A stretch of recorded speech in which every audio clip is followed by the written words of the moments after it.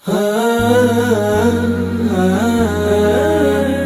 देखते रहते हैं कि आए रोज़ जो है इस तरह के बयानात सामने आते रहते हैं। भारतीय जर्नैल जो हैं वो एतराफ़ करते हैं, आम सिपाही तो वैसे ही पाकिस्तानी फ़ौज के सामने जो है बेबस और खौफज़दा है। सही।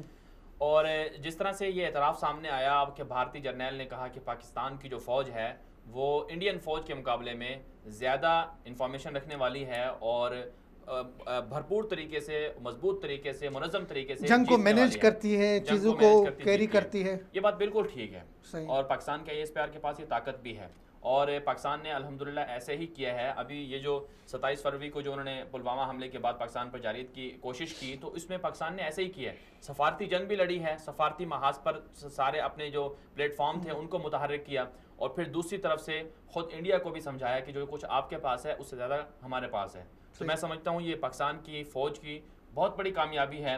और इंडिया की जो फ़ौज की अगर बात कर लें तो इंडियन फ़ौज के पास तो वो हौसला ही नहीं है, वो जज्बा ही नहीं है। वसाइल हैं, चीज़ें बहुत ज़्यादा हैं, सब लेकिन कुछ है। 40% जो इंडिया ने असला खरीदा है पिछले 4-5 साल के दौरान वो इसराइल से खरीदा है।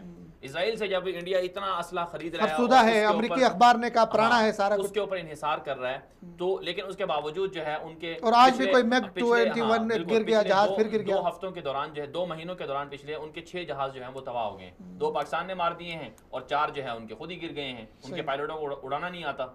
तो ये सूरत हाल है भारत की। और फिर पाकिस्तान की फ़ौज को जो दुनिया की तमाम फ़ौजों से एक चीज़ जो बुनियादी है, जो मुमताज़ करती है, वो जज्बा ईमान है, कलमा तय्यबा है। पाकिस्तान की फ़ौज जब मैदान में उतरती है या महाज पर जाती है तो उनको पता होता है कि अगर या तो हम गाजी होंगे या फिर शहीद होंगे। और ये जज्बा उनके पास नहीं है, वो बुज़दिल है। उनको पता है अगर हम नहीं जाएंगे तो हमारी तनख्वाहों का मसला है, हम घर कैसे चलाएंगे, अगर जाएंगे मारे जाएंगे तो मौत से डरते हैं वो।